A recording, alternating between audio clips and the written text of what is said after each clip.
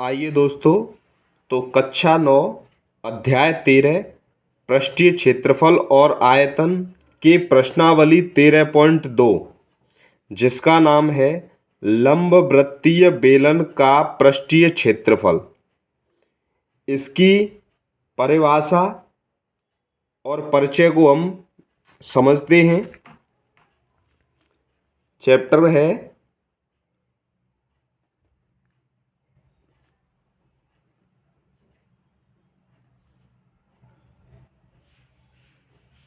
परिभाषा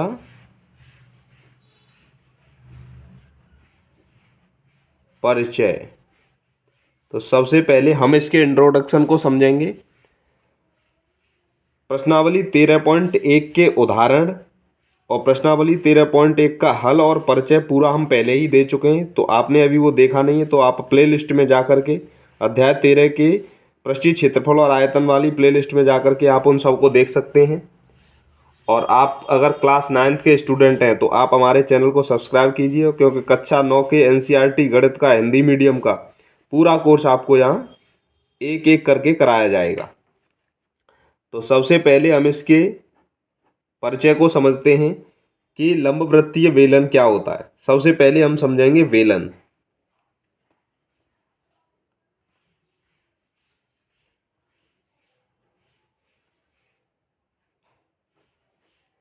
जिस तरीके से हमने वर्गाकार या आयताकार शीटों पर एक के ऊपर एक के ऊपर एक रख के घन और घनाभ की प्राप्ति की थी, ऐसे ही हम एक वृत्ताकार शीट लेंगे। एग्जैक्ट अगर वृत्त की हम बात करें तो वृत्त कुछ ऐसा होगा। ये त्रिज्या r और ये परिधि 2πr। ये क्या है? वृत्त की परिधि। और वृत्त का क्षेत्रफल कितना होता है? πr²। क्या होता है? क्षेत्रफल। और r क्या है?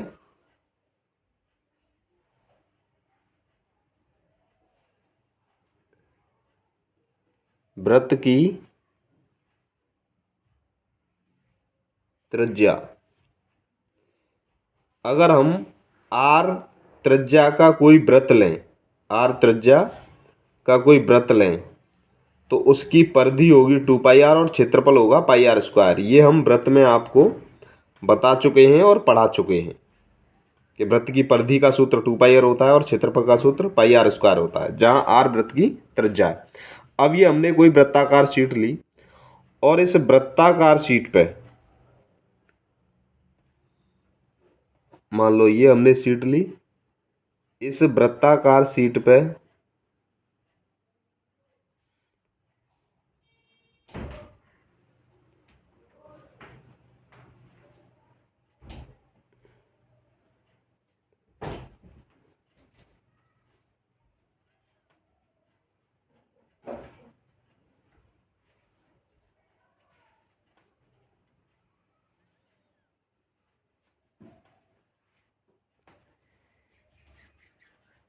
ये वृत्ताकार टुकड़ों को अगर हमने एक के ऊपर एक रखा तो इस तरीके की आकृति प्राप्त होगी, जहां r त्रिज्या होगी उस वृत्त की और इसको अगर हमने h ऊंचाई तक रखा है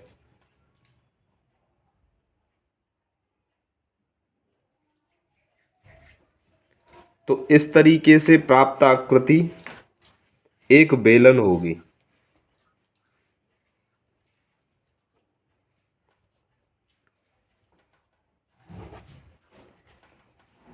अगर ये वृत्ताकार आकृतियां एक के ऊपर एक आधार के लंबवृत्त रखी गई हैं तो इसी बेलन को हम लंबवृत्तीय बेलन कहेंगे।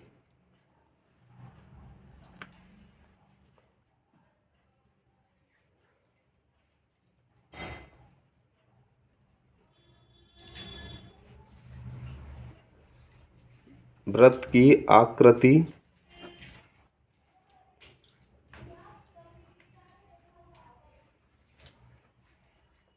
आधार के लंबवत है तो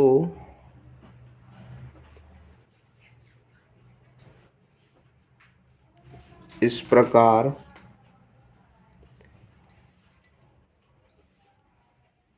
बने बेलन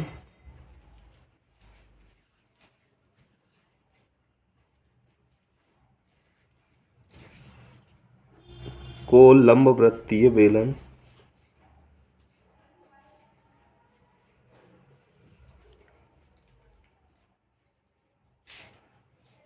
कहेंगे।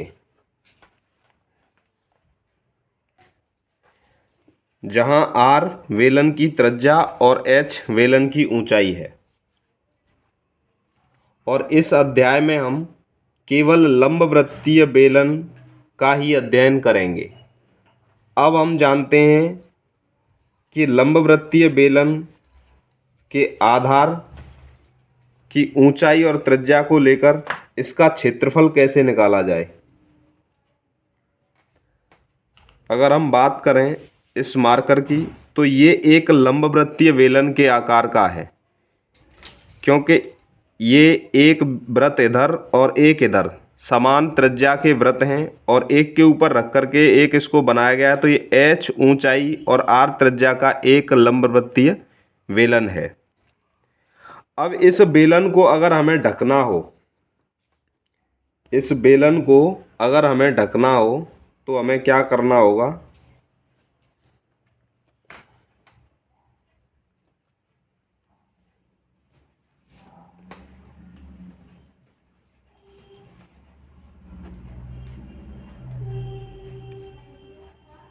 बेलन का पृष्ठीय क्षेत्रफल, बेलन का पृष्ठीय क्षेत्रफल जब हम निकालेंगे तो कैसे निकालेंगे। इस बेलन को अगर हमें ढकना है तो हम क्या करेंगे, इसकी परिधि की बराबर लंबाई और इसकी ऊंचाई के बराबर चौड़ाई का अगर कोई आयताकार पेपर लें, जैसे मान लो हमने ये पेपर लिया इस आयताकार चौड़ाई का, जो इसकी जो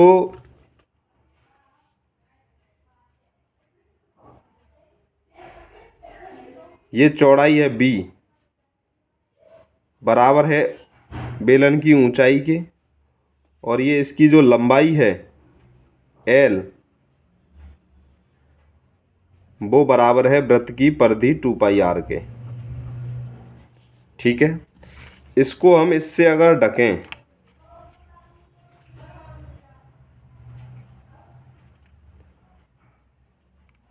ऐसे, इसको अगर हम फोल्ड कर दें तो ये इसको पूरे तरीके से ढक लेगा। ठीक है, अब हम देखते हैं कि अगर बेलन का पृष्ठीय क्षेत्रफल लेना हो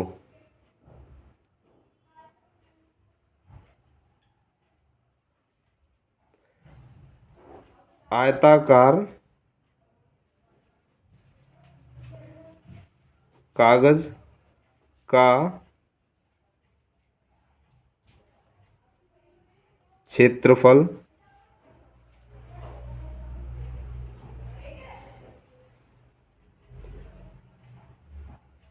जो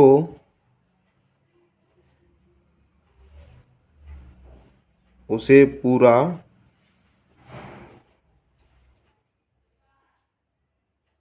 ढक लेता है।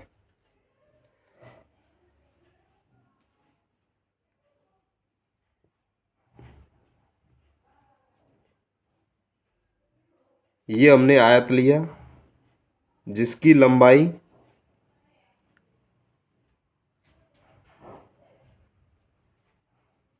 L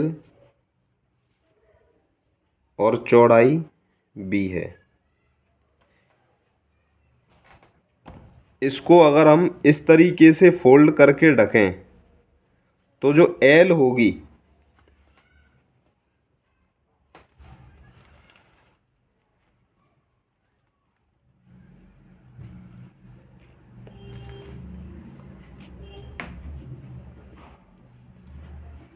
आयत का क्षेत्रफल जो हमने निकाला है वो हो जाएगा एल इंटू वी। अब जहां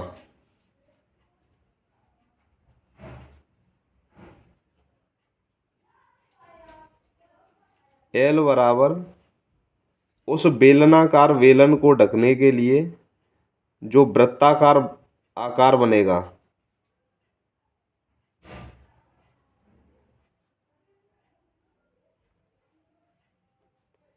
वृत्ताकार भाग की परिधि, यानी एल बराबर क्या हो जाएगा 2πr, अगर इसकी त्रिज्या को हम r मानते हैं तो, और b बराबर क्या होगा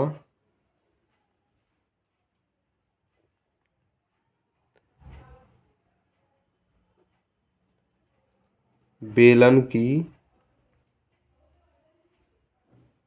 ऊंचाई, तो b बराबर हो जाएगा h। ठीक है, इस फॉर्मूले में रखेंगे l बराबर 2πr, b बराबर हो जाएगा h उसकी ऊंचाई के बराबर। तो यहाँ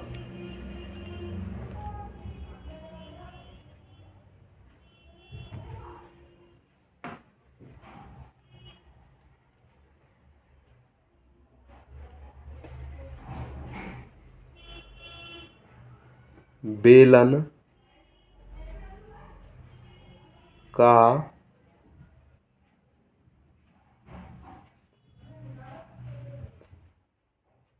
पृष्ठीय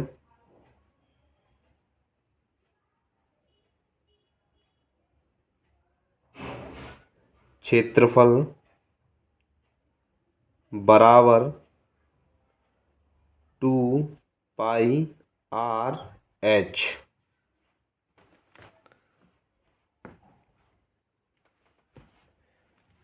जहां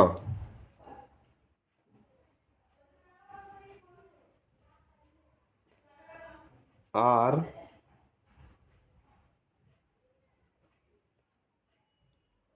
बेलन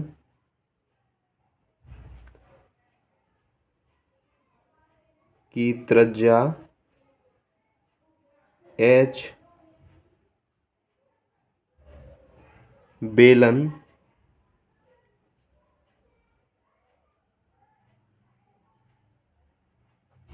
की ऊंचाई है। ठीक है, ये पूरा जो निकल के आया है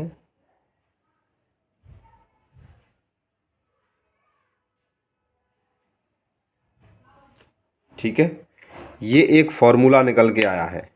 यहाँ आपको विशेष ध्यान देने वाली बात यह है कि बेलन जो बनता है वो आर त्रिज्या के वृत्तों को एक के ऊपर एक रख के बनता है, और बेलन की जो आकृति होती है वो इस तरीके से होती है।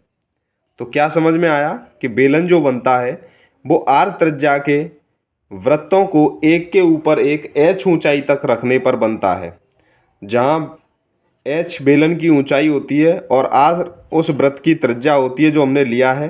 तो इस तरीके से बेलन का पृष्ठीय क्षेत्रफल हो जाता है 2πr, जहाँ r बेलन की त्रिज्या है और h बेलन की ऊंचाई है। या हम ये कह सकते हैं कि l लंबाई और b चौड़ाई के एक आयत को, l लंबाई और b चौड़ाई के एक आयत को अगर हम इस तरीके से फोल्ड करें, इस तरीके से अगर हम फोल्ड करें, एल लंबाई और बी चौड़ाई के आयत को अगर हम इस तरीके से फोल्ड करें तो जो आयत की एल लंबाई होगी वो वृत्त की परिधि का काम करेगी। ये देखो आपको दिख रहा होगा, ये वृत्त की परिधि का काम करेगी, यानी एल बराबर होगा 2πr, और जो वृत्त आयत की जो चौड़ाई बी होगी वो बेलन की ऊंचाई का काम करेगी h का। यानी एल लंबाई बी चौड़ाई, एल लंबाई और बी चौड़ाई के किसी आयत को अगर हम इस तरीके से फोल्ड करें तो उससे एक बेलनाकार आकृति बनेगी, जिस बेलन की परिधि 2πr उस आयत की लंबाई के बराबर होगी और उस बेलन की ऊंचाई उस आयत की चौड़ाई के बराबर होगी। यानी आयत से ही बेलन का निर्माण हुआ है, हमें ये भी समझना होगा। ठीक है।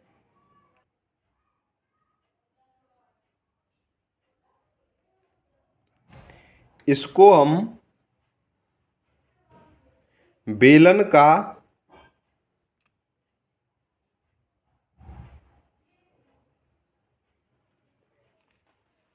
पृष्ठीय क्षेत्रफल या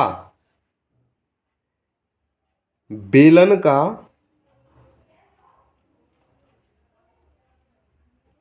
वक्र पृष्ठीय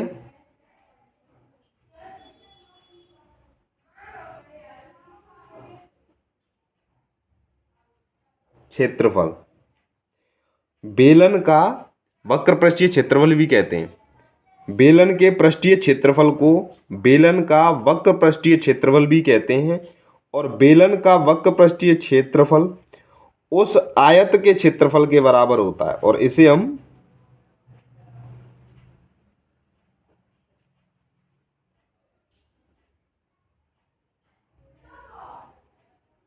ठीक है, क्या बात समझ में आई कि उस बेलन का वक्र पृष्ठीय क्षेत्रफल उस आयत के क्षेत्रफल के बराबर होगा जिस आयत से उस बेलन को बनाया गया है। ठीक है। अब ये तो हो गया बेलन का वक्र पृष्ठीय क्षेत्रफल, यानी इस पूरे भाग का क्षेत्रफल, ये हो गया बेलन का वक्र पृष्ठीय क्षेत्रफल इसका पूरे का। अब हम बात करेंगे बेलन के संपूर्ण पृष्ठीय क्षेत्रफल की।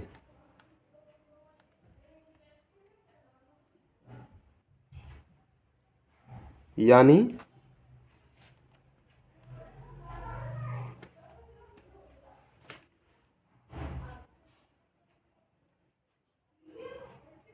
बेलन का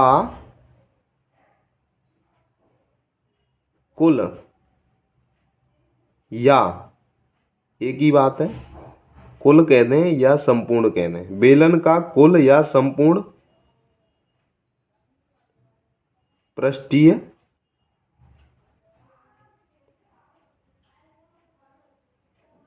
क्षेत्रफल। ये क्या होगा, जैसे हम मान लेते हैं ये कोई बेलन है, इसका ये जो पूरा भाग है ये बेलन का वक्र पृष्ठीय क्षेत्रफल या पृष्ठीय क्षेत्रफल है। अब हमें बात करनी संपूर्ण पृष्ठीय क्षेत्रफल की। तो इस क्षेत्रफल के अलावा एक तो ये भाग और एक ये भाग, ये दोनों भाग और बचे हुए हैं। बेलन का संपूर्ण पृष्ठीय क्षेत्रफल तब हो पाएगा जब इस वक्र पृष्ठीय क्षेत्रफल के साथ में हम दोनों इनके आधार और टॉप, बॉटम और टॉप, आधार और सिरे दोनों के क्षेत्रफल और साथ में हम ले लें तो ये इसका संपूर्ण पृष्ठीय या कुल पृष्ठीय क्षेत्रफल हो जाएगा। तो क्या होगा, ये एक वृत्ताकार भाग बन रहा है, जैसे देखें ये एक वृत्ताकार भाग बन रहा है, ऐसे ही ये एक वृत्ताकार भाग बन रहा है। तो इस वक्र पृष्ठीय क्षेत्रफल के साथ में हम क्या करें, वक्र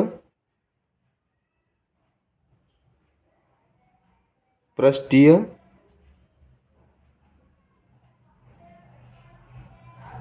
क्षेत्रफल के साथ में हम प्लस कर दें बेलन के आधार का क्षेत्रफल, वक्र पृष्ठीय क्षेत्रफल प्लस बेलन के आधार का क्षेत्रफल प्लस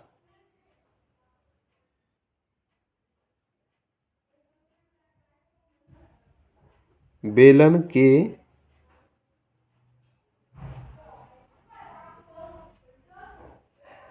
शीर्ष का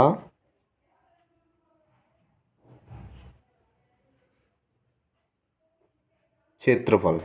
ठीक है। बेलन का वक्र पृष्ठीय क्षेत्रफल या बेलन का पृष्ठीय क्षेत्रफल कितना है? 2πr/h। 2πr और h प्लस आधार का क्षेत्रफल। ये आधार का क्षेत्रफल कितना होगा? अगर बेलन की त्रिज्या r है तो ये एक वृत्ताकार भाग है कि नहीं?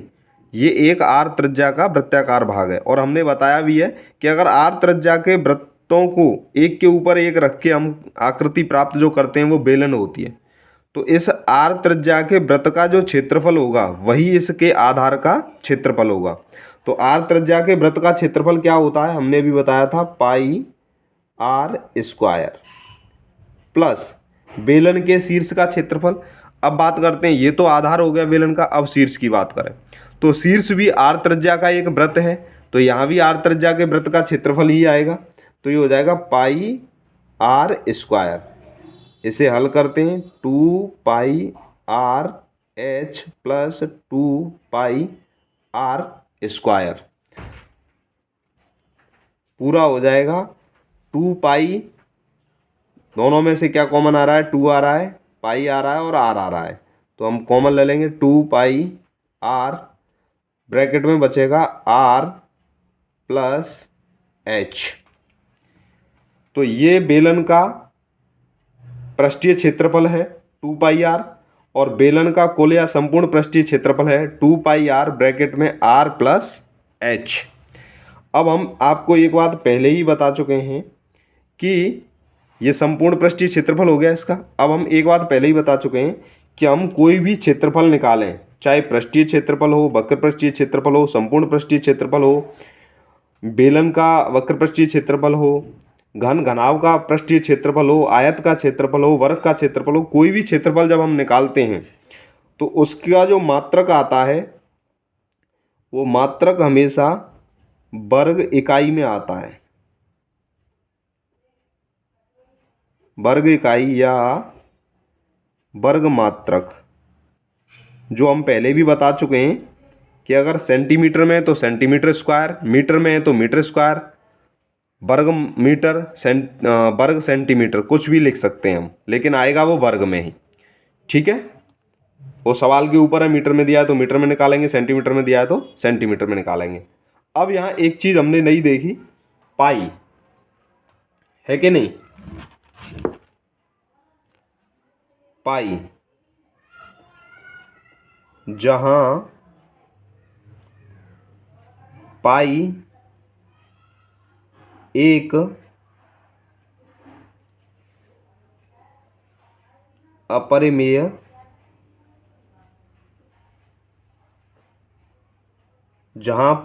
अपरिमेय संख्या है, पाई एक अपरिमेय संख्या भी है और क्या है? एक अशांत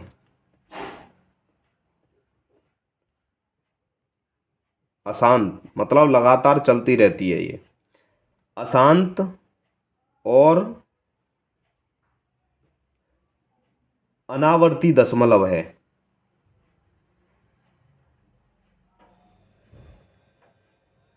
मतलब दशमलव के बाद अंकों की पुनरावृत्ति नहीं होती है, उसे अनावर्ती दशमलव कहते हैं।